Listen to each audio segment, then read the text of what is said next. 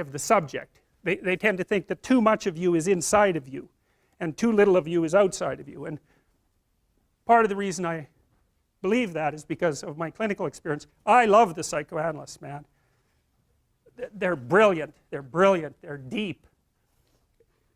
They grapple with real problems, like with the problems, when people have real problems, and I mean profound problems, they're really profound moral problems. They're problems of good and evil, really.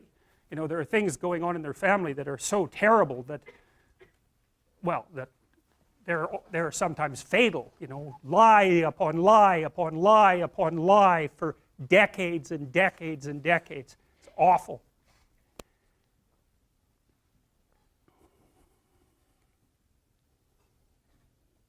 And that's not exactly inside them.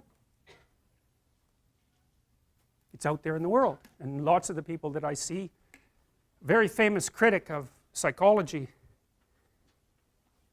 I can't remember his name, but I probably will, criticized the practice of psychology quite effectively in the, I believe in the early 60s. The Myth of Mental Illness by Thomas Szasz, S-Z-A-S-Z. It's a classic. You should read it. If you're interested in psychology, read it. Like, it's a classic. And he basically said, most people have problems in living, they don't have psychological problems. And so I've experienced, despite my love for the psychoanalysts, very frequently what I'm doing as a therapist is helping people have a life that would work. You know, and you can parameterize that. It's like, what do you need? How about some friends? That people kind of like that. How about an intimate relationship with someone that you can trust, that maybe has a future? That'd be good. How about a career that puts you in a dominance hierarchy somewhere, so at least you've got some possibility of rising, some possibility of stabilizing yourself, and a schedule and a routine, because no one can live without a routine. You just forget that. If you guys don't have a routine, I would recommend, like, you get one going, because you cannot be mentally healthy without a routine. You need to pick a time to get up. Whatever time you want, but pick one and stick to it, because otherwise you dysregulate your circadian rhythms and they regulate your mood. And eat something in the morning. I've had lots of clients who've had anxiety disorders. I had one client who was literally starving. Very smart girl. There was very little that she liked. She kind of tried to subsist on like half a cup of rice a day. She came to me and said, I have no energy. I come home, all I want to do is watch the same movie over and over. What, like, is that weird? And I thought, well, it depends on how hard you work. You know, it's a little weird, but whatever. It's familiar. You're looking for comfort. So I did an analysis of her diet. It's like 3/4 of a cup of rice. It's like, you're starving. Eat something. You know, you'll feel better. So she modified her diet, and all her anxiety went away, and she had some energy. It's like, yeah, you got to eat. So a schedule, that's a good thing, man. Your brain will thank you for it. It will stabilize your nervous system. With a bit of a plan, that's a good thing. You need a career, you need something productive to do with your time. You need to regulate your use of drugs and alcohol, most particularly alcohol, because that does in a lot of people. You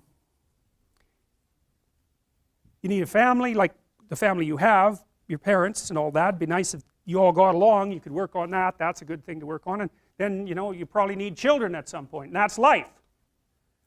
That's what life is. And if you're missing, you know, you may have a good reason to not be operating on one of those dimensions. It's not mandatory, but I can tell you that if you're not operating reasonably well on 4, I think I mentioned 6, if you're not operating reasonably well on at least 3 of them, there's no way you're going to be psychologically thriving. And that's more pragmatic in some sense than psychological, right? Human beings have a nature, there's things we need. And if we have them, well, that's good. And if we don't have them, well, then we feel the lack. And so behaviorists, behavioral psychologists concentrate a lot more on that sort of thing. You know, it's practical. It's like strategizing. Make a career plan. Figure out how to negotiate, because that's bloody important. Figure out how to say what you need. Figure out how to tell the truth to people. Figure out how to listen to your partner in particular, because if you listen to them, they will actually tell you what they want, and sometimes you can give it to them and maybe they'll return the favor, and if you practice that for like 15 years, well, then maybe you're constantly giving each other what you want. Well, hooray, that would be good. And then there's two of you under most circumstances, and it's better to have two brains than one, because people think differently because of their temperament mostly.